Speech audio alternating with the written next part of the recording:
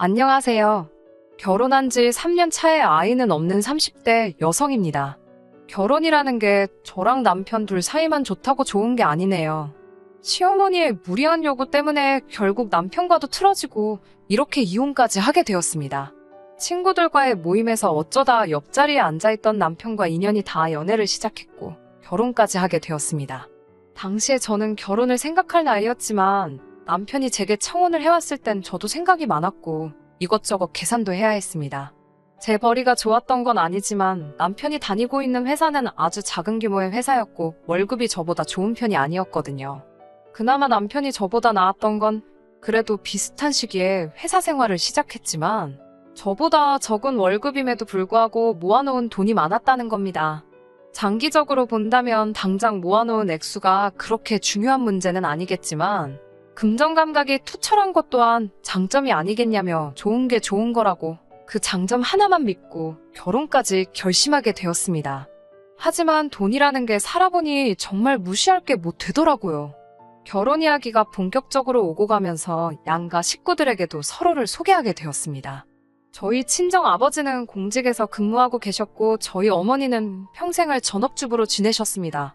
경제적으로 평범한 중산층 집안이지요.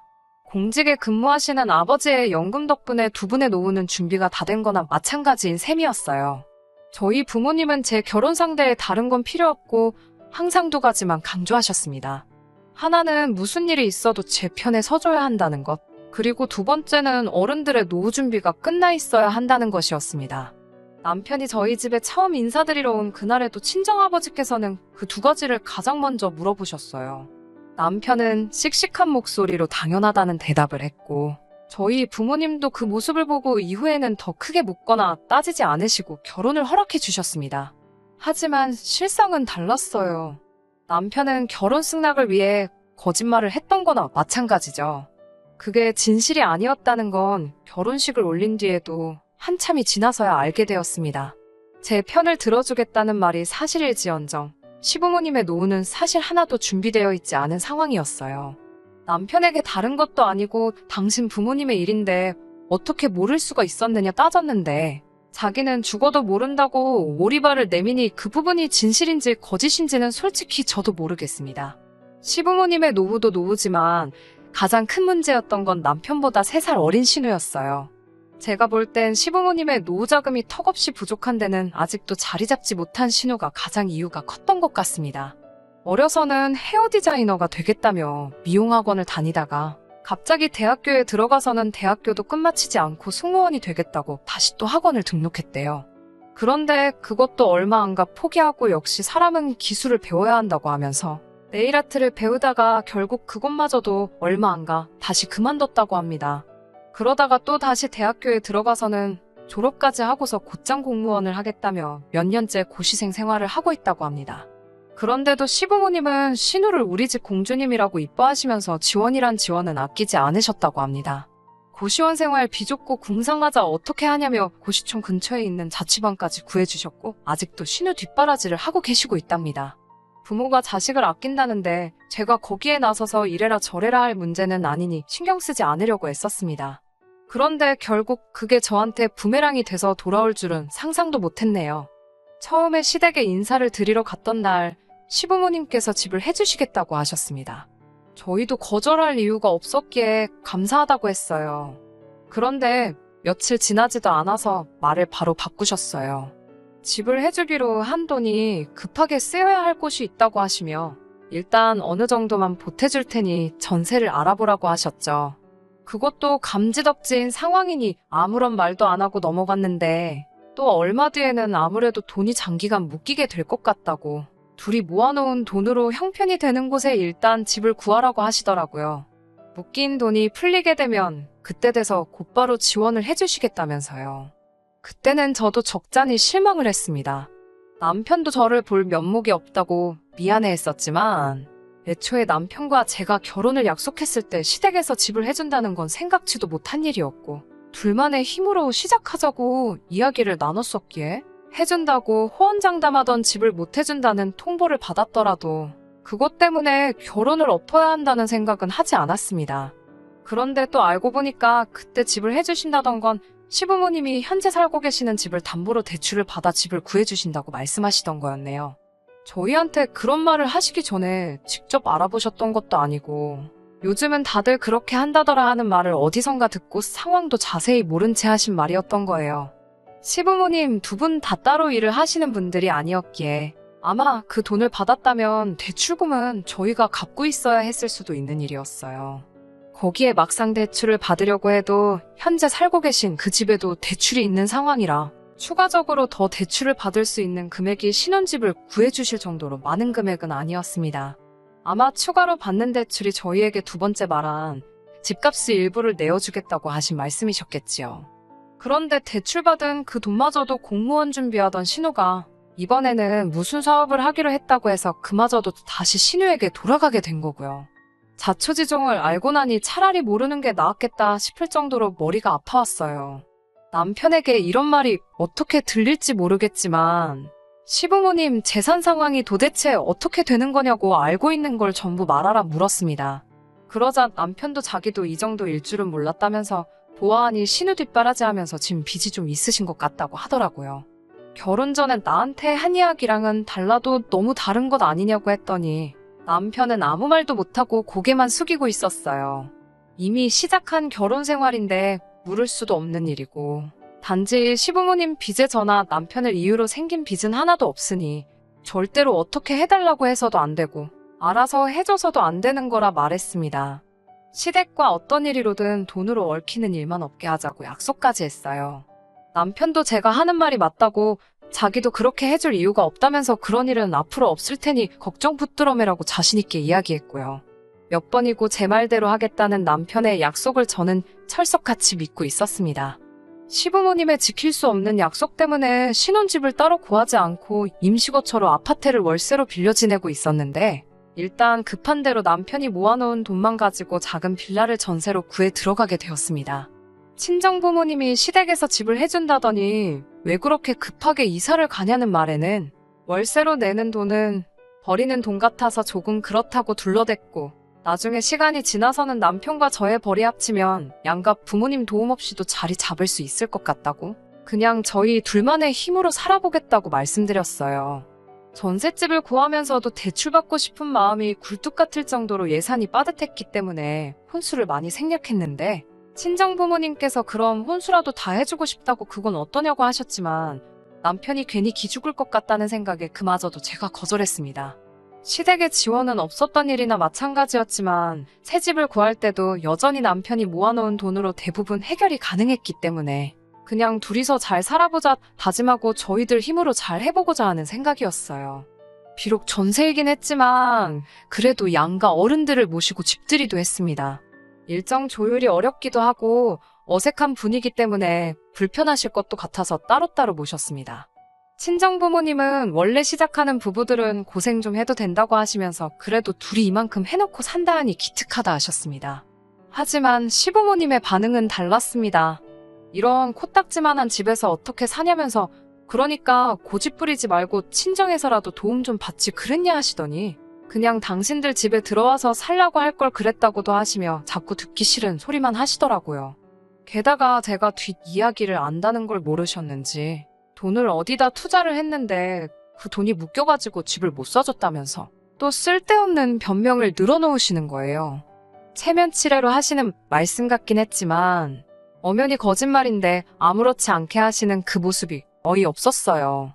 그 이후로 이혼을 결심하기까지 정말 열심히 살았습니다. 아무리 제가 돈을 잘 번다고 해도 남편 수입이 워낙 적기도 하고 불안정하다 보니 마음을 편히 가질 수가 없었습니다. 저는 못해도 5년 내로 작은 아파트라도 사서 전세살이를 끝내고 싶었고요. 그래서 정말 절약하며 살았습니다. 다행히 남편도 알뜰한 편이라서 그 때문에 서로 마음이 상하거나 하지는 않았어요. 남편은 그달그달 벌어온 돈을 저에게 전부 주었고 그럼 저는 그 돈에서 딱 50만 원만 빼서 생활비에 썼습니다. 제가 번 돈에서도 똑같은 금액을 빼서 생활비로 썼고요. 나머지는 가족 행사나 명절이 없으면 전부 모으는 식으로 한마디로 무식하게 돈을 모았습니다. 없으면 없는 대로 안 쓰고 있어도 있는 대로 안 쓰는 방법으로요. 투자 같은 건 꿈도 꿀 수 없었고 목표 금액을 모으면 그때 가서야 한번 시작해볼까 그런 생각을 하던 차였습니다. 그러다 얼마 전이었어요. 평소에 잘 알고 지내던 부동산에서 좋은 매물이라며 하나를 보여줬는데 마음에 쏙 들더라고요. 전세 계약 기간도 끝나가고 잘 됐다 싶었습니다. 전세금을 돌려받고 저희가 모은 돈까지 다 합쳐도 좀 부족해서 추가적으로 대출을 더 받아보려 알아보는 과정에 남편이 저 몰래 월급의 일부를 숨기고 있었다는 사실을 알게 되었습니다. 여기까지만이라면 어찌어찌 이해할 수 있었을 겁니다. 남편이 월급을 저에게 전부 주고 있었고 저는 아끼고 모은다고 남편에겐 용돈을 최소한으로 주고 있었거든요. 남자가 사회생활하는데 비상금 어느 정도 빼돌린 건 눈 감아 줄 만한 일이라고 생각했습니다. 차라리 본인이 필요한데 썼으면 열이라도 안 받았을 것 같은데 남편이 저에게 숨기고 빼돌리고 있던 돈의 대부분이 전부 시댁으로 들어가고 있었다는 사실을 알게 된 겁니다. 한 달에 40만 원에서 50만 원 사이에 큰 액수가 매 달마다 저도 모르는 사이에 시댁으로 흘러들어가고 있던 거였어요. 제가 최대한 아끼며 산다고 궁상맞다는 소리를 들을 정도로 허리띠를 졸라매서 살아온 건 사실이지만 그렇다고 명절이나 양가 어른들 생신, 어버이날 등등 자식된 도리로 챙겨야 하는 날들을 건너뛴 적 한 번도 없었습니다. 오히려 남편이 자기의 월급을 전부 저한테 주고 있다는 생각을 해서 같은 날에 챙겨드려도 비교적 여유가 있는 친정보다 시댁에 좀 더 신경을 썼어요. 모자라거나 더 드리는 부분을 제가 더 부담하는 식으로 하고 있었습니다. 정황상 남편이 월급의 전부를 저에게 다 보내주고 있다고 믿고 있었지만 제가 돈 관리를 한다고 그 돈을 제 개인을 위해 써본 적은 한 번도 없고 전부 다 적금을 들고 있었거든요. 그런데 남편이 제게는 단 한마디의 상의도 없이 독단적으로 받는 월급을 숨겨 그 일부를 시댁에다가 보내고 있었다는 사실에 실망감을 감출 수가 없었습니다. 그동안 저 몰래 시댁으로 보내준 돈이 결혼한 기간으로 치면 1,000만 원이 넘어갈 정도의 거금이었거든요. 배신감에 소름이 다 끼치더라고요. 퇴근한 남편에게 최대한 차분한 목소리로 이게 어떻게 된 일인지 설명해보라고 했습니다. 그러자 남편이 이제 다 걸려서 어쩔 수 없다고 생각했는지 저에게 솔직히 털어놓더라고요. 시어머니께서 신우 때문에 대출을 받았는데 상환할 능력도 안 되시고 신우는 배째라는 식이라 자기가 보태준 거라고요. 결혼할 때 하나도 도와주시지도 않았는데 어떻게 이러실 수가 있냐고 하니까 미안하다면서 그래도 가족이 힘들다는데 자기도 어쩔 수 없었다고 그러더군요. 남편에게 이건 부부간 신뢰의 문제라고 저한테 물어라도 봤어야 하는 거 아니냐고 따졌습니다. 그러자 소잡아먹은 귀신이 붙은 것 마냥 남편은 입을 꾹 다물고 한마디도 하지 않더라고요. 아마 이때부터 저도 마음속에서 남편에 대한 마음이 조금씩 달라졌던 것 같아요. 사는 게 좀 쪼들리고 고생스러워도 남편과 둘이 언젠간 더 크게 행복할 거라 믿었기에 참고 또 참았던 건데 이렇게 뒤통수를 맞으니 너무 아프더라고요. 그 와중에 시어머니 생신이 돌아왔습니다. 예전 같으면 용돈과 선물을 준비했을 테지만 이번만큼은 그러고 싶지 않더라고요. 치사하게 들으실 수도 있지만 제 나름대로 남편이 저 몰래 시댁에 보낸 그 1,000만 원에서 얼마씩 제하려고 계산을 했던 거예요. 어차피 시댁에 들어갈 돈이었다고 최대한 좋게 넘어가 보려고 한 거였습니다. 시댁에 도착했는데 제 손에 아무것도 들려있지 않으니 딱 봐도 시어머니가 실망한 게 보였습니다만 아무것도 모르는 척 했습니다. 남편은 제가 언제 터질지 모른다는 생각을 했는지 시댁인데도 좌불안석 안절부절이더군요. 시어머니와 대화를 나누던 중에 새 집으로 이사를 간다고 들었는데 그 짧은 시간에 돈을 그렇게나 많이 모았냐고 물어보시더라고요. 지키지도 못할 말 해서 인생 계획을 미루게 만든 장본인이 누군데 뻔뻔하게도 그런 소리가 나오나 싶었지만 꾹꾹 눌러 참으며 모은 돈만으로는 부족해서 대출을 알아보고 있다는 대답을 했습니다. 저는 거기서 오히려 저희에게 조금 미안한 감정이라도 느꼈으면 하는 마음이었어요. 그런데 시어머니는 그러냐고 그러면 이왕 대출 받는 거 조금 넉넉하게 받으면 어떻겠냐고 물어보셨어요. 요 최근 들어 주식이니 뭐니 해서 따로 돈 굴리는 게 현명한 방법이라는 말을 많이 들어와서 대출을 많이 받는 편도 생각해보기도 했지만 당시 저도 결혼한 지도 벌써 5년 차에 더 이상 돈 모은다고 자녀 계획을 늦출 수는 없다는 생각을 했고 아이가 태어나면 아무리 짧게 잡아도 반년 가까이는 남편이 외벌이를 해야 하는데 도무지 이자가 감당할 수 있는 수준이 아니란 걸 알고 진작에 마음을 접고 있었거든요. 다른 대답은 하지 않고 대출은 최소한으로 받으려고 생각 중이라고만 대답했습니다. 그래도 시어머니는 계속 이왕 받는 건데 넉넉하게 받으라는 식으로 저를 자꾸 회유했고요. 신우도 옆에서 요즘은 대출 받는 것도 능력이라고 받을 수 있을 때 최대한으로 받는 게 좋다는 식으로 말을 하더라고요. 내 집 사는데 대출을 제가 필요한 만큼만 받겠다는데도 자꾸 더 받으라는 식으로 나오니 뭔가 다른 꿍꿍이가 있는 게 아닌가 싶어서 슬쩍 의아하다는 식으로 반응했어요. 그랬더니 곧바로 대출을 넉넉히 받으라고 말한 진짜 속내를 이야기해오더군요. 신우가 새롭게 장사를 시작해보려고 하는데 가게를 얻을 돈이 없다면서 보증금이라도 얼마 더 보태주려고 그러신다는 거예요. 그 말을 듣자마자 저는 신우를 보고 한껏 웃어 보였습니다. 신우 가게 차려주려고 지금 저보고 대출을 더 받으라고 하시는 게 진심이냐고 물어봤어요. 시어머니는 살짝 기분이 상했다는 표정으로 뭐 이번에 몫이 좋은 곳을 알아놨다며 신우가 이번에 카페를 하나 시작해보려고 한다고 하시더라고요. 저는 신우가 이번에는 카페를 한다고요? 전에 하던 옷가게 말아먹은 지 얼마나 됐다고 이번엔 카페를요? 하고 비웃는 것처럼 크크대면서 웃었어요. 신우가 자기가 저한테 무시당했다는 걸로 생각을 했는지 옆에서 얼굴이 시뻘개져서 있더라고요. 신우가 못 갚으면 어떻게 되는 거냐고 요즘 이자도 오른다니 어쩐다니 말이 많은데 그거 다 제가 갚아야 되는 거 아니냐고 물으니 대출도 능력이라고 떠들다가 제가 팩폭을 날리니 아무 말도 못하던 신우가 벌떡 커피가 원가율이 어떻고 마진이 저떻고 하면서 어디서 주워들은 걸 저에게 떠들어대며 설명을 하려고 하더라고요. 언니는 회사만 다녀서 실상을 모른다고 하면서 말이죠. 그래서 제가 신우한테 혹시 카페에서 알바라도 해본 경험이나 있냐고 물었어요. 그러니까 대번에 하는 말이 자기가 일할 게 뭐 있냐고 이 대한민국 땅에서 카페에서 일 안 해본 알바생 찾는 게 더 힘들 거라면서 사람을 쓰겠다는 말을 하더라고요. 솔직히 가소롭기 짝이 없었어요. 자기가 죽기 살기로 배워서 바닥부터 한다고 저한테 사정을 해도 해줄 생각이 전혀 안 들 정도로 신우라는 인간 자체의 신뢰도가 바닥인 상황인데 그런 것도 모르고 관련된 일 한번 안 해보고 사람 써서 앉아서 쉽게 돈 벌려는 생각을 하니 다른 건 몰라도 신우가 사람 되기는 글렀다는 생각이 들었습니다. 그리고 그 신우를 싸고 도는 시부모님에겐 더 이상 노후 준비는 없고 이런 식으로 매번 신우에게 등골이 빨아먹힐 거라는 생각도 들더군요. 솔직히 시부모님과 신우의 부탁을 거절하는데 미안한 마음조차 들지가 않았어요. 여태까지 신우의 전적이 화려한데 그동안 제가 아무 말도 안 한 건 전부 시부모님 돈으로 자식 뒷바라지 해주신 거여서 아무 말도 안 한 거라고 말했죠. 그래서 해주기로 한돈 안 주셨어도 아무 말도 안 했던 거였다고요. 그런데 그동안 남편에게서 소액이지만 매달 신우가 말아먹은 사업 문제로 돈을 받아왔고 그것 또한 좋게 넘어가려고 하고 있는데 제가 제 이름으로 대출까지 받아 신우에게 줘야 되냐고 그렇게는 못하겠다고 딱 잘라 대답했습니다. 그러니 시어머니는 저보고 그놈의 돈밖에 모른다고 화를 내시더라고요. 우리 아들이 벌어오는 돈 전부 다 가져다가 쓰면서 힘든 가족 위해서 도와주는 게 그렇게 어렵냐고 하시더라고요.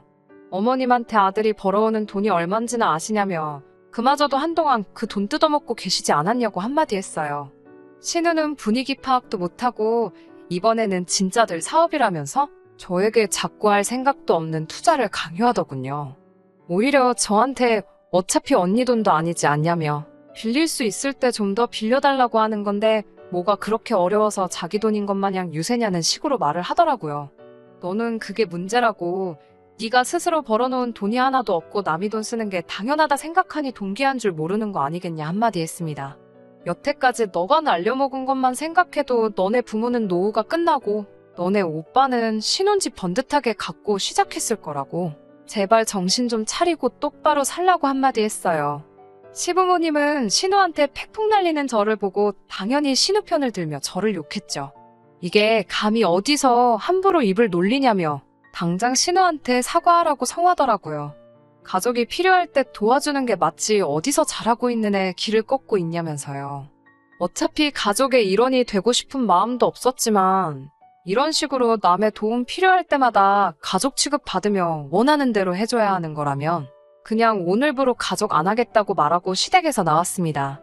주차장까지 쫓아나온 남편이 아무리 그래도 그렇지 네 말이 너무 심했다고 다시 그 집구석으로 들어가 자기 가족들한테 또다시 사과하랍니다. 솔직히 그때 저를 붙잡고 가족들이 절에서 미안하다 사과하는 신용이라도 보여줬다면 믿음이라도 갔을 텐데? 그 말을 듣자마자 정말 마음속에 가늘게나마 남아있던 신뢰의 끈이 끊어져 버렸어요. 뭐 이런 일로 이혼까지 가냐고 하실 분들도 있지만 저는 참을 만큼 참았던 것 같아요. 더 어이없던 건 저는 어떻게든 저와 남편의 재산이 증식한 데 있어서 제가 기여한 바를 인정받아 이혼 시에 재산 분할을 받아내려던 계획이었는데 남편 쪽에서 먼저 집값과 예금의 일부를 떼어줄 테니 이혼해달라고 먼저 연락이 왔어요. 기어이 신우 카페를 차려주기 위해 급한 자금 조달을 위해서 이혼 조건을 먼저 가지고 나온 거였어요. 집 정리에다가 그 돈 가지고 신우 가게 차려줄 계획이었나 봅니다. 그래서 저는 아무런 어려움 없이 재산의 40%를 나눠 갖게 되었습니다. 여태까지 함께 해온 시간값이라고 하기에는 터무니없이 부족한 금액이지만 괜찮아요. 이젠 더 이상 더러운 꼴 참아가며 살 이유가 없어진 거나 다름없으니까요. 제가 나서지 않아도 신우는 또 한 번 실패의 쓴맛을 알게 될 테고 온 시댁 식구의 돈을 갈아 넣은 사업은 다시 망하게 될 게 안 봐도 뻔합니다. 이렇게 먼발치서 아무것도 안 하고 그 집구석이 망하는 걸 지켜보고만 있는 것도 충분히 좋은 복수라고 생각하네요. 이겨낼 아픔조차 없어요. 온 가족들 돈 그렇게 영끌에다가 얼마 안 가서 저렇게 온 가족 데리고 나라까지 떨어질 그 집구석을 생각하니 벌써부터 속이 후련하네요. 대체 신우에 뭘 믿고 그렇게 돈을 들이 부을 수가 있는 걸까요? 정말 가족의 정 그것 하나 때문이라면 정이라는 건 정말 무서운 것 같습니다. 쏜살처럼 빠르게 흘러간 세월은 되돌릴 수 없겠지만 지금이야말로 더 새롭고 행복한 미래를 위해 나아가야겠어요. 끝까지 들어주셔서 감사합니다. 오늘의 사연은 여기까지입니다. 구독과 좋아요, 알람 설정 부탁드리고 더 좋은 사연으로 다시 찾아뵙겠습니다. 감사합니다.